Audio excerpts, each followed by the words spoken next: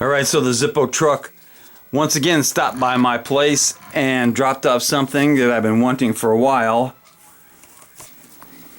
So it arrived in the plain old black Zippo case, or the box, and it's a genuine Zippo made in the USA, and it's the Zippo Car. Nothing really collectible about the case. There is the Zippo Car, the 1947 Zippo Car. It's on a chrome case, and it was made in, looks like K of 14. Yeah, I've been wanting one of these for my collection for quite a while. Got a good sound.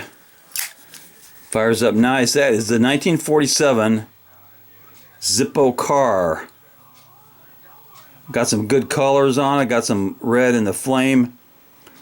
Got twin lighters on top. Pretty nice addition to my collection. And it could use a little cowbell.